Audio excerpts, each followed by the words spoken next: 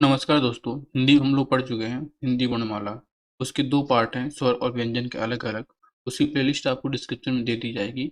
अब आगे हम लोग पढ़ते हैं उपसर्ग। उपसर्ग क्या है, एक बहुत ही इम्पोर्टेंट टॉपिक, एग्जाम में से बहुत कुछ पूछा जाता है और ये कहिए कि आसान भी है, बट जितनी इसमें उपसर्ग है उसके अनुसार थोड़ी दिक्कतें आती हैं। चलिए पढ़ते हैं आगे। उपसर्ग क्या है? उपसर्ग उस शब्दांश या अव्यय को कहते हैं जो किसी शब्द के पहले आकर उसमें विशेष अर्थ प्रकट कर देता है, तो उसे क्या कहते हैं? उपसर्ग कहते हैं। दूसरे शब्दों में ये कहना चाहें तो यह है कि उपसर्ग वह शब्दांश या अव्यय है जो किसी शब्द के आरंभ में जुड़कर उसके अर्थ में विशेषता ला दे या अर्थ ही बदल दे, तो उसे उपसर्ग कहते हैं। आप दो चीजें पढ़ते हैं, एक पढ़ते हैं उपसर्ग और एक होता है प्रत्यय। इसकी क्लास भी आपको मिल जाएगी। उपसर्ग क्या है? ये शब्दों में पहले उसके आरंभ में आकर जुड़ता है और उसके बाद उसके अर्थ में परिवर्तन लाता है। प्रत्यय क्या है? शब्दों के अंत में जुड़ते हैं, फिर उसके अर्थ में परिवर्तन लाते हैं। तो उपसर्ग को समझ, जैसे समझ लीजिए कोई शब्द आपका है हार, आपने इसके आगे क्या किया? एक प्र उपसर्ग जोड़ दिया, ये हो गया अब प्रहार। हार शब्द का पूरा मतलब ही बदल गया। ऐसे अगर इसके पहले आपने जोड़ दिया आ उपसर्ग, ये बन जाएगा आहार, और का भी अर्थ क्या है? पूर्णतः बदल गया। कुछ और एग्जाम्पल्स देख लें तो जैसे आपका हो गया प्रसिद्ध, अभिमान, विनाश, उपकार। इन सब में क्या है? प्र, अभि, वि और उप उपसर्ग जुड़े होंगे। कुछ और बात करें तो वो हमारे क्या है कि उपसर्ग मूलतः क्या है? दो शब्दों उप और सर्ग, इससे मिलके बना हुआ है। क्या है कि ये उप और सर्ग दो शब्दों से मिलकर बना हुआ है। इसमें से उप का अर्थ होता है समीप, निकट या पास में, और सर्ग का अर्थ होता है सृष्टि करना। मतलब किसी शब्द को पास में बिठाकर दूसरा नया अर्थ वाला शब्द निर्मित करना ही उपसर्ग है। जैसे अभी मैंने बताया कि अगर हार शब्द के पहले आप प्र उपसर्ग लगा दें तो एक नया शब्द बनेगा प्रहार। इसका नया अर्थ क्या होगा? मारना। और हार शब्द क्या था कि हार जाना। दूसरा क्या है? उपसर्गों का स्वतंत्र अस्तित्व न होते हुए भी वे अन्य शब्दों के साथ मिलाकर उनके एक विशेष अर्थ का बोध कराते हैं। जैसे अगर सिर्फ आपको दे दिया जाए प्र, आप इसका स्वतंत्र अर्थ क्या निकालते हैं? ठीक है, तो वैसे उपसर्ग क्या होता है? शब्द के पहले आता है। जैसे मान लीजिए कोई आपका शब्द है बन, इसके पहले आपने एक अन उपसर्ग लगा दिया तो बन गया शब्द अनबन, और इसका अर्थ होता है मनमुटाव। कुछ उपसर्गों के योग से क्या होता है कि शब्दों के मूल अर्थ में कोई परिवर्तन नहीं होता, बल्कि तेजी आ जाती है, या ये कहे कि अर्थ परिवर्तन न होकर अर्थ में विशेषता आ जाती है, तो उसे इस प्रकार के उपसर्ग कहते हैं। जैसे मान लीजिए आपका होगा भ्रमण, इसमें आपने क्या किया? परि उपसर्ग जोड़ दिया, तो क्या बन जाएगा? परिभ्रमण। इससे क्या हुआ कि इसके अर्थ में तो परिवर्तन नहीं हुआ, मगर इसके अर्थ में विशेषता आ गई। अब आगे पढ़ते हैं उपसर्ग के विशेष तथ्य। तो विशेष तथ्यों की बात करें तो वो हमारे क्या हैं? उपसर्ग कभी भी अविकारी शब्दों के साथ नहीं जुड़ते। इनकी विशेष विशेष तथ्य में देखें तो क्या है कि ये कभी भी अविकारी तथ्यों के साथ नहीं जुड़ते हैं, और उपसर्ग वाले शब्द सदैव विकारी शब्द होते हैं। जैसे मान लिया आपने किया, अभी किया था हार, ये क्या है? एक विकारी शब्द है। फिर किया था आपने भ्रमण, ये भी क्या है? एक विकारी शब्द है। अगर हम जानते हैं कि उपसर्ग अव्यय होता है और अव्यय क्या होते हैं? अविकारी शब्द होते हैं। इसके आपने परि जोड़ा था, परि में आप क्या विकल्प उत्पन्न कर पाएंगे? या आप प्र जोड़े थे या आ जोड़ा था आपने, इसमें आप क्या विकार उत्पन्न कर पाएंगे? ना ही इनमें अर्थ परिवर्तन कर पाएंगे। हाँ, ये जब किसी के साथ जुड़ेंगे तो उसका अर्थ परिवर्तन हो गया, अर्थ में विशेषता आएगी। संस्कृत भाषा के उपसर्ग क्या होंगे? हमेशा तत्सम शब्दों के साथ ही रहेंगे। हिंदी भाषा के उपसर्ग हमेशा हिंदी भाषा के शब्दों के साथ ही रहेंगे। और विदेशी भाषा के उपसर्ग सदैव क्या करेंगे? विदेशी भाषा के साथ ही रहेंगे, कोई किसी के साथ मेल नहीं करेगा। अगला हमारा है किसी शब्द की तरह उपसर्ग का प्रयोग स्वतंत्र नहीं कर सकते। फिर हमारा है उपसर्ग अव्यय स्वरूप होते हैं, और बनने वाले नए शब्द भी क्या होंगे कि वो अव्यय स्वरूप ही रहेंगे। जैसे वो आपने बना दिया परिभ्रमण, आपने बना दिया परिभ्रमण।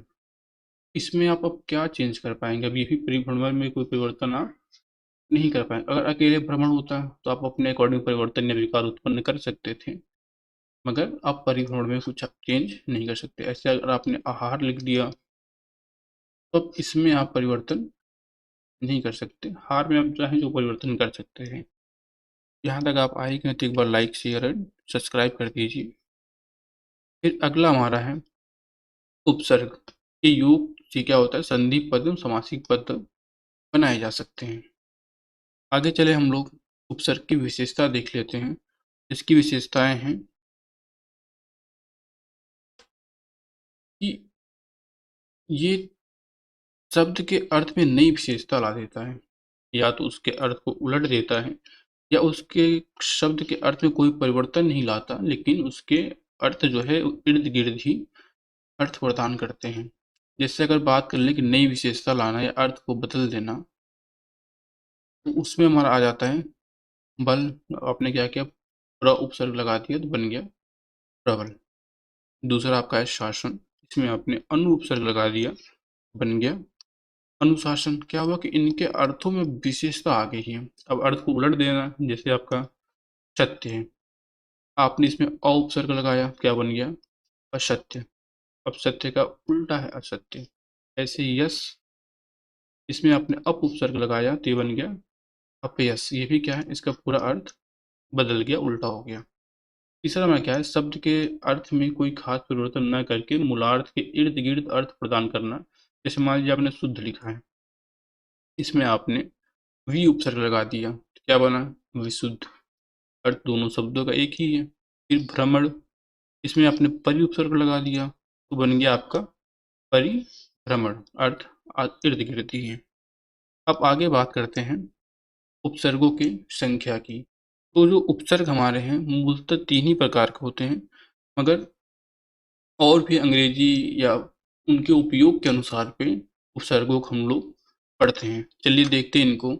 तो हिंदी में प्रचलित उपसर्गों को निम्नलिखित भागों में विभाजित किया जा सकता है। इसमें पहला हमारा है संस्कृत उपसर्ग, फिर हमारा है हिंदी का उपसर्ग, उसके बाद उर्दू का उपसर्ग। ये तीन जो हैं मेन हम लोग को पढ़ना पड़ता है। फिर अंग्रेजी का उपसर्ग, अब इनको पूछा जाने लगा है। और उपसर्गतः अव्यय, संज्ञा, सर्वनाम, विशेषण। इसका मतलब ये है कि हम जो उपसर्ग हैं, कभी कभी संज्ञा, सर्वनाम या विशेषण, ये कुछ शब्दों को उपसर्ग के तौर पे प्रयोग कर लेते हैं। तो बात करें कि इनकी संख्या कितनी है, हमारी हिंदी और संस्कृत इन दोनों में क्या है 22 उपसर्ग हैं। जबकि संस्कृत में जो है 22 से काफ़ी ज़्यादा उपसर्ग हैं, मगर मूलतः अगर बात करें मूलतः तो वो हमारे 22 उपसर्ग संस्कृत में है और 22 हिंदी में। बाकी उर्दू और अंग्रेजी में उपसर्गों की संख्या निश्चित नहीं है। हाँ, एग्जाम में पूछे जाते हैं, वहाँ पे आप कर लेंगे, इतना मैं बता दूंगा आपको। अब देख लेते हैं हिंदी के उपसर्ग। तो हमने बताया कि मानक रूप से हिंदी में कितने उपसर्ग हैं 22। चलिए देखते हैं उनको कौन कौन से हैं। सारे उपसर्ग के उदाहरण और उपसर्ग जो है बहुत ही इंपॉर्टेंट है, आपके लिए स्पेशली ढूंढ कर लाए गए हैं। तो थोड़ा ध्यान देकर देखिए ताकि आप अच्छा स्कोर कर सकें। पहला उपसर्ग हमारा क्या है सम। इसका अर्थ होता है बराबर। जैसे आपका होगा समतल, समदर्शी, समकोण, समकक्ष, समबाहु, समकालीन। इन सब में देखेंगे तो सब, अब समतल मतलब कि एक बराबर तल, समदर्शी मतलब एक समान देखना, समकोण, समकक्ष, समबाहु, ये सब क्या है बराबरी के अर्थ में इनका अर्थ बदल गया है। अब बात करें अन का, तो अन का मतलब होता है बिना या नहीं। जैसे अनपढ़, अनदेखा, अनसुना, अनजान, अनमोल, अनहोनी, अनमेल। फिर अगला है अध। अध का मतलब होता है आधा। जैसे अधमरा, अधकचरा, अधजला, अधपका, अधसीजा, अधगला, अधखिला या अधरंगा। ऊ की बात करें तो इसका होता है ऊंचा। जैसे उजड़ना या उचक्का। उनकी बात करें तो ये होता है एक कम। आपने देखा होगा 29, 19, 29, 39, 49, 59, 69। चलिए एक इंटरेस्टिंग सवाल है, जिनको भी हिंदी काउंटिंग आती है वो हमें बताएं। 77, 78 और 69, इन तीनों में बड़ा कौन है? हिंदी मीडियम वाले तो एक बार कर ले, जो सीबीएसई या कॉन्वेंट वाले हैं वो बताएं बेसिकली इसको कमेंट करके, इन तीनों में बड़ा कौन है। जिसका सही आंसर आएगा उसके कमेंट को रिजेक्ट कर दिया जाएगा। अगला बात करते हैं, हमारा वो है औ। इसका अर्थ होता है बुरा या नीचे, जैसे अवगुण, अवसर, अवतार। ये आपका अवतार है, अवतार अलग होता है, ये आपका अलग है। और ये यहाँ पे अ भी क्या है, उपसर्ग ही है, ठीक है। फिर औचक, अवघड़। बात करते हैं क का मतलब होता है बुरा, जैसे कपूत। फिर नाना, नाना मतलब होता है विभिन्न, जैसे नाना प्रकार, नाना स्वरूप। कु का मतलब होता है बुरा, जैसे आपका कुरूप या कुपुत्र। फिर आप बात करें आप का मतलब होता है स्वयं, जैसे आप काज, आप सुनी, आप कही। फिर आगे हमारे हैं, वो है श। श का मतलब होता है अच्छा, जैसे कि शपूत। क का मतलब बुरा, श का मतलब अच्छा। पच का मतलब पांच, पचरंग, पंचमेल, पचमढ़ी, पचरंगी। ऐसे चौ का मतलब होता है चार, टी का मतलब होता है तीन, और दू का मतलब होता है दो। जैसे चौ से चार, जैसे चौराहा, चौमासा, चार राहों का समूह। चौमासा, चार माह, चौपड़, चौमुखी, चौपाया, चौरंगी, चौगुना, चौपहिया, चौपाई और चौबारा। ऐसे ती का देख ले तो तिराहा, तिकोना, तिपाई, तिरंगा, तिगुना, तिपहिया, तिबारा। और फिर नेक्स्ट है दू से दुदुरंगा, दुलत्ती, दुभाषिया, दुधारू, दुनाली, दुगना, दुपहिया और दोबारा। ये दोबारा आपका वो नहीं है, वो आपका है दोबारा। दोबारा कौन सा? वही आपका तापसी पन्नू वाला, जिसका बाइकआउट हो रहा है। ये आपका क्या है? दोबारा। अब देखते हैं बिन। बिन का अर्थ होता है निषेध या अभाव, जैसे बिन खाया, बिन जाया, बिन बोया, बिन बुलाया। ये तो आपने सुना होगा, बिन बुलाया मेहमान, जिसमें क्या है बुलाया शब्द अलग है। चलिए एक चीज बता देते हैं आपको, उपसर्ग को मूलतः अलग कैसे करेंगे। आपको कभी भी जो शब्द दिया होगा उसमें देखिए कितने अक्षरों से बने शब्द का अर्थ निकल रहा है। मान लीजिए सपूत था, तो इसमें आप देखेंगे कि आप स को हटा दें अगर, तो पूत शब्द का सीधा सीधा अर्थ निकल रहा है, तो इसमें स उपसर्ग हो गया। अगर बिन जाया में बात करें तो हमें जाया शब्द का अलग अलग अर्थ पूरा मिल जाएगा, बिन शब्द का अर्थ हमें नहीं मिलेगा, तो ये क्या हो जाएगा? उपसर्ग। चौमुखी में मुखी शब्द का अर्थ मिल जाएगा, चौ का अर्थ हमें नहीं मिलेगा। अर्थ नहीं मिलेगा मतलब ये नहीं कि होता नहीं है, मतलब हम वहाँ पे इसके साथ होने ना होने के इस मूल शब्द के अर्थ में परिवर्तन नहीं पड़ेगा, तो हम यहाँ से उपसर्ग को फिल्टर कर सकते हैं। फिर अगला हमारा भर। भर का मतलब होता है पूरा या भरा हुआ, जैसे भरपेट, भरकम, भरपूर, भरसक और भरपाई। फिर अगला हमारा है पर। पर का मतलब होता है दूसरा, जैसे पर काज, पर सुख, पर हित। का अर्थ होता है नीच या बुरा। आपको मिला होगा क मिला था, कु मिला था और का मिला। इन तीनों में क्या है कि ध्यान रखिए, तीनों का अर्थ क्या होता है? बुरा अर्थ के सेंस में यूज होता है, जैसे आपका हो गया कायर और काजल। चिर का मतलब होता है देर तक या बहुत लंबे समय तक, जैसे आपने सुना होता है चिरकाल, चिरायु, चिर परिचित, चिरस्थायी। फिर न का अर्थ होता है अभाव, कमी, जैसे नकुल, नास्तिक। फिर अगला आपका है बहु। बहु का मतलब होता है बहुत, जैसे आपका बहुवचन, बहुमूल्य, बहुमुखी। अब आगे हम लोग देखते हैं जो हमारे संस्कृत के उपसर्ग है वो कौन कौन से। तो हमने जैसा कि बताया संस्कृत कुल मानव तौर पे 22 उपसर्ग हैं, वैसे इनके क्या हैं उपसर्ग ज़्यादा हैं। तो उन 22 उपसर्गों को देख लेते हैं, बाकी अगर आते हैं तो आप उपसर्ग को फिल्टर करके देखिएगा। और मूलतः क्या है कि ये संस्कृत के शब्दों के साथ ही जुड़े रहेंगे, तो हमें मुश्किल नहीं होती है। तो हमारा पहला उपसर्ग है अति, इसका अर्थ होता है अधिक, और शब्द रूप देख लें तो अतिशय, अतिकाल और अतिक्रमण। फिर है हमारा अधि, अधिक मतलब होता है श्रेष्ठ या ऊपर, जैसे अधिराज, अधिपति, अधिकरण। अनु की बात करें, इसका अर्थ होता है पीछे या साथ, जैसे अनुक्रम, अनुरूप, अनुचर, अनुज। फिर अप का मतलब होता है दूर या हीन, अपकीर्ति, अपभ्रंश, अपमान और अपकार। अभी की बात करें तो इसका होता है और या समीप, जैसे अभिमुख, अभिसार, अभिभावक। तव की बात करें, ये होता है हीन या अभाव, जैसे अवनत, अवगत, अवसान और अवस्था। जिन शब्दों का अर्थ आपको ना समझ में आए उनको आप कमेंट कर दें, या जिस भी तरीके आप बताना चाहें, तो उसका क्या है कि आपको समस्या का समाधान कराया जाएगा। आज शब्द का अर्थ होता है तक या ओर, जैसे आच्छादन, आसक्त, आकाश। उत या उत का मतलब होता है ऊपर या उन्नति, जैसे उत्कर्ष, उत्तम, उत्पन्न, उत्थान। जैसे क्या है कि ये संधि के तौर पे जुड़ जाते हैं, तो आपको डायरेक्ट नहीं मिलेंगे कि क्या उत है उद है, मगर अर्थ से आप समझिएगा। अगर उत्कर्ष ऊपर या उन्नति की बात आ रही है तो वो क्या होंगे, संस्कृत के उपसर्ग होंगे, उत या उत में से कोई एक। फिर बात करते हैं उप, इसका अर्थ होता है निकट और सदृश से उपस्थिति, उपनिवेश, उपकार, उपभेद। फिर दुह या दूर का मतलब होता है बुरा या कठिन, जैसे दुर्वस्था, दुर्गम, दुर्दशा, दुर्मुख, दुष। ये तीनों रहेंगे तो कुछ इनका बात क्या है, बुरा या दुष्ट, जैसे दुस्साध्य, दुष्कर्म, दुराचार, दुष्प्राय।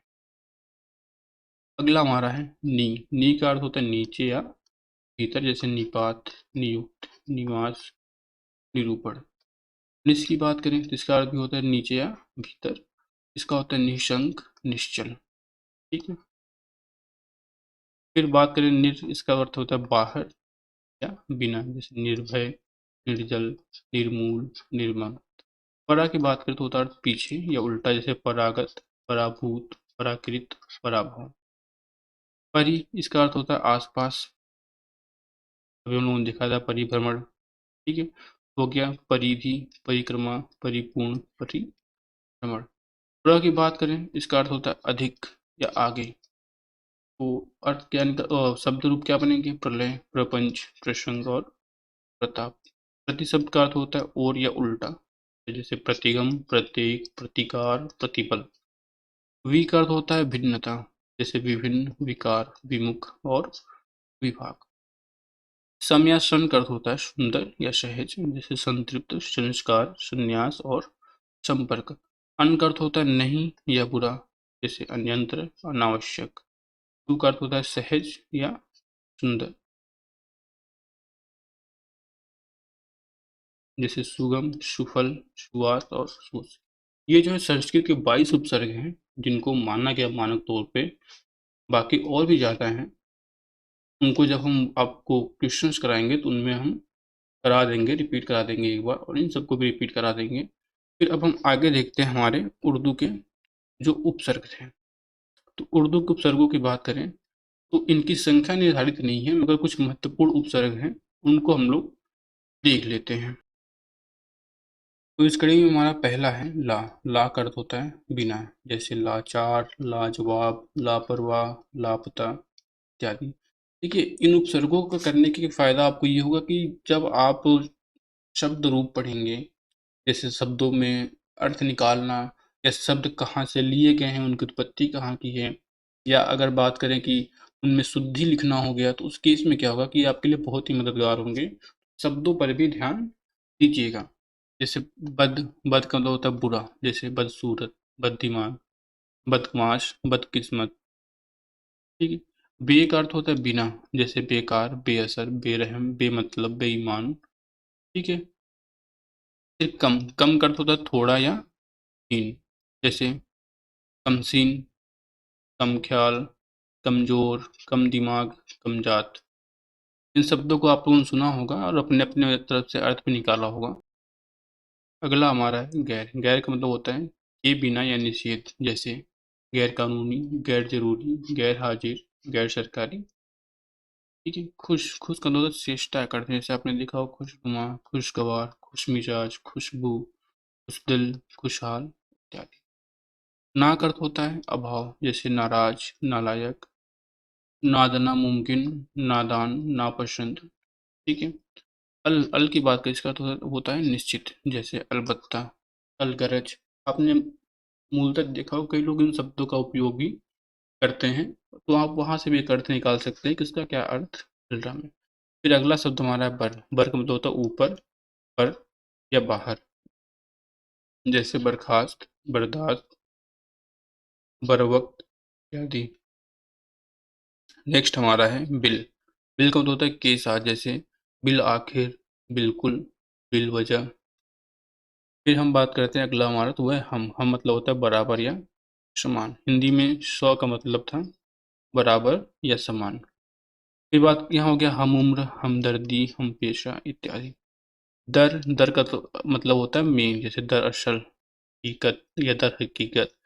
फिर फिल या फी, इसका अर्थ होता है प्रति, जैसे फिलहाल, फी आदमी।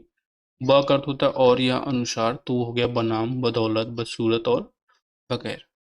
बा, इसका अर्थ होता है सहित, जैसे बाकायदा, बाइज्जत, बाअदब, बामौका। अगर आप पुरानी फिल्मों को कोई देखने का शौकीन रहा हो तो उसने इन शब्दों को मूलतः सुना ही होगा, क्योंकि वहाँ कई बार इन शब्दों को, एक एक हमारा बॉलीवुड शुरू से इन चीज़ों को प्रमोट एक तरह से करता रहा है। फिर आगे हमारा है सर। सर का होता है मुख्य, जैसे सरताज, सरदार, सरपंच, सरका। आगे बात करें बिला। बिला का अर्थ होता है मुख्य या बिना। इसका तो बिला वजह, बिलासक। सर यहाँ पे ये देखिएगा कि ये आपको इंग्लिश में ये होता है, मगर आपको इंग्लिश में यूज करने को नहीं मिलेगा। अगला हमारा है हर। हर का मतलब होता है प्रत्येक, जैसे हर दिन, हर साल, हर एक, हर बार। ये रहे आपके कुछ उर्दू के उपसर्ग जो अक्सर एग्जाम में पूछे जाते हैं। अब आगे हम लोग देखते हैं कि जो हमने इंग्लिश के उपसर्गों की बात की थी वो कौन कौन से, चलिए देख लेते हैं। वैसे भी इन उपसर्गों से क्या है कि आपका जिनका भी ऑफिशियल वर्क रहता है उनका कहीं ना कहीं आप तो सुनते होंगे या फिर मुलाकात भी हो जाती होगी। तो बात करें पहला सब। सब का अर्थ होता है अधीन या नीचे, जैसे मान लीजिए आपके होता है पोस्ट रजिस्ट्रार। इसके आगे आपको लग जाता है सब रजिस्ट्रार। तो जो वर्क रजिस्ट्रार करता है उसके नीचे के सारे वर्क क्या करते हैं, सब रजिस्ट्रार को देखने पड़ते हैं। जैसे और उदाहरण की बात करें तो हो गया सब जज, सब कमेटी, सब इंस्पेक्टर। फिर अगला शब्द है डिप्टी। इसका मतलब होता है सहायक, जैसे deputy collector, deputy registrar, deputy minister, deputy CM. जैसे यूपी में आप देखें तो तीन तीन डिप्टी सीएम हैं। बात करें वाइस। वाइस का मतलब भी होता है सहायक, जैसे पहले देखा हो आपने वाइस राय, वाइस चांसलर, वाइस प्रेसिडेंट। अभी भी ये पोस्ट बची हुई है, बाकी इन दोनों पोस्टों को यूज में नहीं रखा गया है। फिर अगला हमारा है जनरल। वाइस चांसलर आपको अभी भी मिल जाएगा। जनरल इसका अर्थ होता है प्रधान, जैसे general manager, general secretary. Chief इसका अर्थ होता है प्रमुख, जैसे chief minister, chief engineer, chief secretary. Head, head का मतलब होता है मुख्य, और जैसे हेड मास्टर और हेड क्लर्क। आप देखेंगे कि ये सारे शब्द क्या हैं, जनरली यूज में अभी भी बने हुए हैं।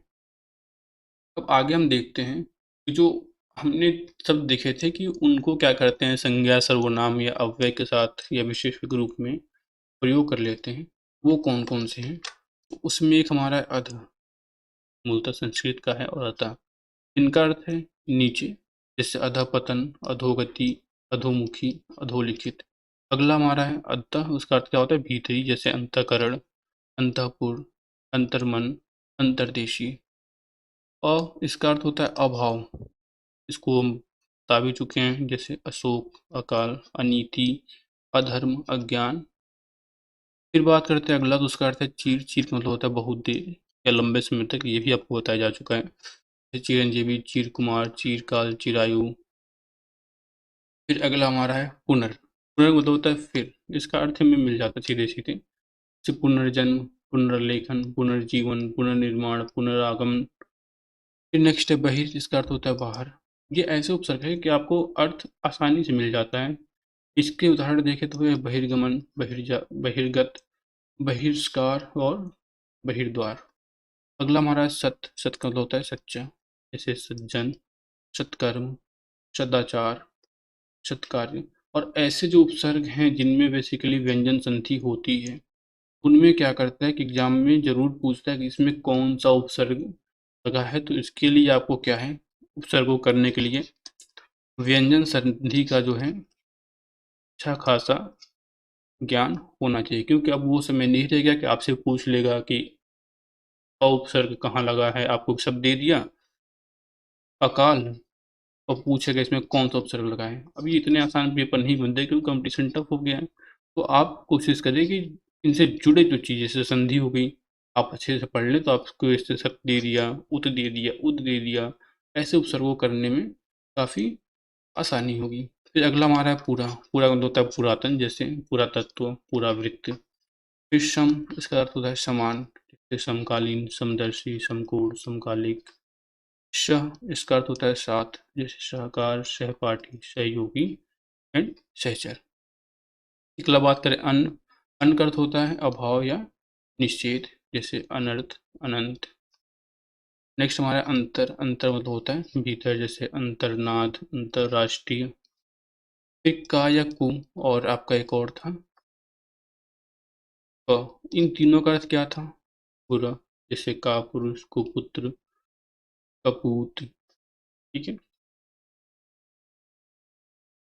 कपूत। फिर न, न का अर्थ भी क्या होता है, अभाव के उपयोग उस सेंस में होता है, जैसे नगण्य। फिर आगे बात करें पूरा, पूरा का अर्थ होता है पहले, जैसे पुरातन, पुरातत्व। ऐसे आपका था श और सम, स का अर्थ होता है सहित, सपरिवार, सदेह, सचेत। फिर नेक्स्ट है अलम, अलम का अर्थ होता है शोभा या बेकार, जैसे अलंकार। फिर आविश, आविश को होता है प्रकट या बाहर होना, जैसे आविष्कार, आविर्भाव। फिर तिरस, तिरस का अर्थ होता है तिरछा या टेढ़ा, जैसे आप तिरस्कार, तिरोभाव। फिर पुरस, इसका अर्थ होता है सामने, जैसे पुरस्कार। फिर होता है अगला हमारा प्रादुर, इसका अर्थ होता है प्रकट होना है, सामने आना, जैसे हो गया प्रादुर्भाव, प्रादुर्भूत। अब आगे देखते हैं क्या क्या है। तो वो हैं जो दो उपसर्गों से निर्मित होते हैं। जैसे आप पाएंगे कि कभी कभी क्या होता है कि एक ही में दो उपसर्ग लगे होते हैं। तो बात कर लें वो कौन कौन से हैं, तो वो हमारे हैं, जैसे हम बात करें शब्द निराकरण की, तो इसमें आपको क्या मिलेगा, निरुपसर्ग मिलेगा, फिर आ उपसर्ग मिलेगा, और फिर करण शब्द। तो ये हो गया पहला उपसर्ग, फिर ये हो गया दूसरा उपसर्ग, फिर ये आपका हो गया शब्द। इन तीनों से बनकर मिला नया शब्द निराकरण, जिसका अर्थ अलग है। तो ऐसे उपसर्गों को बोलते हैं कि दो उपसर्गों से निर्मित शब्द। जैसे आपका कार है, इसमें अपने उप और प्रति उपसर्ग जोड़ दिए, बन गया प्रत्युपकार। ऐसे आपका सु और सम दो उपसर्ग हैं, कृत शब्द ने अपने जोड़ दिया तो हो गया सुसंस्कृत। फिर आपका अन है और आ है, आपने हार उपसर्ग में, हार शब्द में जोड़ दिया इन उपसर्गों को, तो बना अनाहार। ऐसे आपका समाचार, इसमें क्या है, आपका शम और आ दो उपसर्ग जुड़े हैं। अनाशक्ति में क्या है, अन और आ दो उपसर्ग शक्ति के साथ जुड़े हैं। अ और सु दो उपसर्ग क्या है, रक्षित शब्द के साथ जुड़े तो बनता है असुरक्षित। मूलतः इसमें करना क्या है कि इन शब्दों को कंठस्थ कर लेना है, या ऐसे जो शब्द हैं इनको क्या करना है, कंठस्थ कर लेना, ताकि एग्जाम में जब भी आए तो आप आसानी से पहचान सकें कि इसमें पहला उपसर्ग क्या लगा है। एग्जाम पूछता क्या है कि इसमें पहला उपसर्ग क्या लगा है, या फिर ये पूछा है कि उसमें दूसरा उपसर्ग क्या लगा हुआ है, या कौन कौन से उपसर्ग लगे हुए हैं। तो अगर इसकी जानकारी अच्छी खासी आपको है तो आप अच्छा खासे स्कोर करेंगे। इन शब्दों को भी एक बार आप पढ़ लें, आपके लिए काफ़ी महत्वपूर्ण रहेंगी। और जो लोग यहाँ तक बने हुए हैं, कृपया हमारे चैनल को लाइक, शेयर एंड सब्सक्राइब जरूर कर दें। Thank you.